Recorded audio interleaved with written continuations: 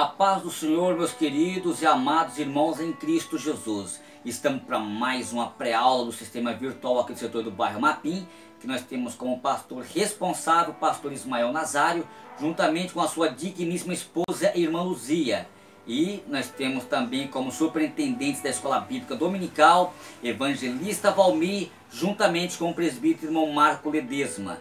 Eu sou o professor Claudine Santos. Estarei discorrendo com vocês aqui um assunto da lição de número 11, discernimentos de espíritos, um dom imprescindível. Muito bem. Textual nos diz assim: mas o que é espiritual discerne bem tudo, e ele de ninguém é discernido. 1 Coríntios capítulo 2 e verso 15.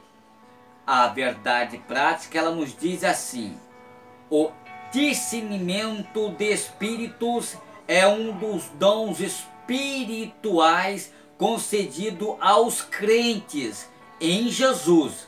Ele nos capacita a distinguir o real do aparente e a verdade da mentira. Muito bem. Queridos, quando nós olhamos aqui, porque nós vamos estar discorrendo todo esse conteúdo proposto aqui, que está no livro de Atos, a leitura bíblica, no capítulo 16, do verso 16 ao verso de número 22. Então estarei citando várias referências bíblicas que não consta aqui na nossa lição, mas estará te ajudando ao seu subsídio para você enriquecer mais o seu conteúdo. E isto é muito bom, tá certo? Muito bem. E no tópico de número 1, discernir e discernimento. Muito bem. E o tópico de número 2, a adivinhadora de Filipos. Tá ok? E o tópico de número 3, desmascarando os ardis de Satanás. Então é uma lição boa, maravilhosa, e vamos que vamos, e acompanhem comigo aqui, queridos, no nosso raciocínio sobre o conteúdo proposto aqui para nós, tá certo? Então vamos aprender aqui juntos dentro da poderosa palavra de Deus. E nós olhamos aqui que na realidade o dom de discernir os espíritos é uma capacidade sobrenatural dada por Deus ao crente para discernir a origem e a natureza e as manifestações espirituais. De acordo com o termo grego diocrísis, a palavra discernir significa julgar através de distinguir, ou seja, ela denota o sentido de se penetrar na superfície e desmascarando e descobrindo a verdadeira fonte dos motivos. Então nós podemos observar aqui também Sterling Orton. Ele afirma que este dom ele envolve uma percepção capaz de discernir espíritos cuja, ou seja, a preocupação é proteger-nos dos ataques de Satanás e dos espíritos malignos, irmãos. E olhando para todo o contexto de 1 João, no capítulo 4 e do verso de número 8 em diante, que são as fontes das manifestações espirituais. Ora, as fontes, queridos, ao longo das escrituras, podemos destacar 3 origens das manifestações espirituais no mundo. Primeiro, Deus. Segundo, o homem. Terceiro, o diabo. São 3 fontes: Deus, homem ou diabo. Uma profecia, por exemplo, ela pode ser fruto da ordem divina, ou da mente humana, ou ainda de origem maligna, né? Ou seja, então o dom de discernir o espírito tem um papel essencial para preservar a saúde espiritual da congregação do povo de Deus. Segundo nos ensina o pastor, nós podemos observar que é o pastor Estevão Ângelo, O discernimento de espírito não é habilidade para descobrir as faltas alheias, né? Não. Tentar descobrir as falhas dos outros. O dom não é uma versão para julgar a vida dos outros, mas é estar diante de Deus para saber se aquilo procede de Deus ou não. Muito bem. Discernindo as manifestações espirituais. A palavra de Deus nos ensina que os espíritos devem ser provados. 1 João capítulo 4 e verso de número 1. Toda a palavra que vem em nome de Deus deve passar pelo crivo das sagradas escrituras, que é a palavra de Deus. Está entendendo, queridos? Qualquer assunto, seja qual for a sua área, seja for teoria, seja se for algum tipo de estudo, seja qual for tipo de revelação, tem que ter base bíblica. A Bíblia, ela é a única fonte da poderosa palavra de Deus que nos orienta, que nos ensina. É a única fonte verdadeira que é o canon, que é a palavra de Deus. O Senhor Jesus ensinou acerca de falsos profetas. Ele ensinou que os falsos profetas são conhecidos como os frutos que produzem, isto é, pelo caráter. Mateus capítulo 7, versículo 15 ao 20, Jesus, ele conhece o segredo do coração humano, mas nós não. É por isso que precisamos do Espírito Santo para revelar-nos a verdadeira motivação daqueles que falam em nome do Senhor. O apóstolo João nos advertiu acerca do espírito do anticristo que já opera neste mundo. Olha que João disse em 1 João, no capítulo 4, do verso 13 em diante. Então, muito cuidado, irmão, quanto a isso, queridos irmãos. Muito bem. Fecho aqui o tópico de número 1, falando sobre discernimento, e o discernimento, que é os dois, no Novo Testamento apresenta dois verbos na nossa versão, como bíblica, como discernir, que é atroquino ou diocrino, ou seja, anocrino ou diocrino. O significado primeiro é amplo, ou seja, é perguntar como dialogar, investigar, examinar, e parece também no sentido de discernimento, né? Que segundo o verbo aqui pelo comentarista, eles têm várias variedades semânticas e algumas variações de discernir, principalmente quando olhamos para todo o aspecto de 1 Coríntios capítulo 11, versículo 29, só fechando aqui essa parte do tópico 1, queridos.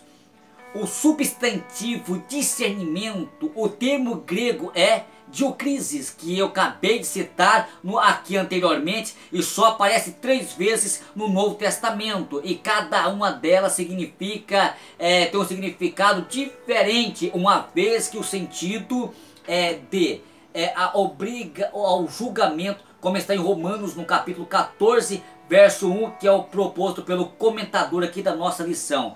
Hoje, como distinção, que se julgam pelas evidências, os espíritos são malignos ou que se provem de Deus, como está em 1 Coríntios 8, 12 e 10. Esta aqui é dar uma ilusão aos nossos advogados. Eles trabalham em cima de quê? De evidência, de fatos, tá certo? Muito bem. Então vamos aqui para o tópico de número 2, né? Adivinhadora de Filipos. Muito bem. Agora o que acontece, queridos irmãos? Espírito de adivinhação. Interessante que Paulo e Silas em Filipos, todo dia quando eles iam orar, uma jovem aparece com um espírito de adivinhação, seguiam os dois dizendo: olha, esses homens que anunciam o caminho da salvação são os servos de Deus Altíssimo. E isso está em Atos, no capítulo 16 e verso 17. À primeira vista não havia nenhum mal naquela cena, afinal, o próprio demônio estava dando testemunho de que Paulo e Silas eram servos de Deus. Só que não estava certo, tinha alguma coisa errada aí, queridos. Por quê? Porque Deus não aceita e nem permite testemunho do diabo ao seu respeito, né? Confrontando uma situação semelhante, queridos. Olha, veja bem, Jesus tomou uma atitude que todos nós devemos tomar. Então vamos ver aqui o que aconteceu com Cristo Jesus com estas mesmas características. Olha só, ele estava na sinagoga e um homem com espírito imundo começou a tentar, dizendo: o que temos nós contigo, Jesus de Nazaré? Uma pergunta que Satanás fazia a ele: vieste nos destruir-nos? Bem sei que tu és o Santo de Deus. Isso está em Marcos, no capítulo 1 e no verso 24. Na mesma hora, Jesus repreendeu e disse: cala-te e sai dele. Marcos 1 e 23 e até o verso 25. O texto diz que o demônio saiu do homem clamando em alta voz. Olha que coisa interessante. Voltando aqui, queridos, a Paulo e Silas, durante muitos dias aquela cena se repetia, até que Paulo, perturbado, consentisse ao demônio, que agia através daquela jovem. Em nome de Jesus Cristo, te manda que saias dela. E na mesma hora o demônio saiu. Isso está em Atos, no capítulo 16 e verso 18. O problema, queridos, é que aquele espírito de adivinhação gerava um grande lucro para aqueles senhores daquela cidade. E quando eles viram que a sua esperança dos seus lucros foi para o ralo e pelo bancarrota, eles então foram denunciar Paulo e Silas e os magistrados da cidade.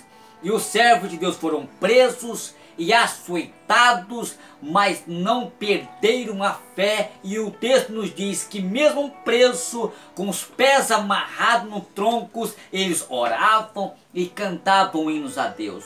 Tudo que Deus fez tem um proveitoso, um fim nesta ocasião, que o carcereiro em sua casa se converteram ao Senhor Jesus. Mesmo ferido, humilhado e preso, os discípulos de Cristo Jesus, eles davam testemunho do poder de Deus e não se negaram a pregar a salvação em Cristo Jesus. O carcereiro e a sua família batizaram todos eles. Olha, queridos, que coisa maravilhosa. Nós vemos aqui uma passagem interessante no tópico de número 2, que é exatamente esta mulher que através desta mulher que o Espírito se apossava dela, Paulo simplesmente repreendeu, e com esta repreensão de Satanás da vida desta jovem, eles tiveram trágica consequência, mas mesmo assim eles não negaram a Cristo, ficaram lá servindo ao Senhor com alegria, e Deus deu todo o livramento. Muito bem. Já indo aqui para o tópico de número 3, desmascarando os ardis de Satanás, né?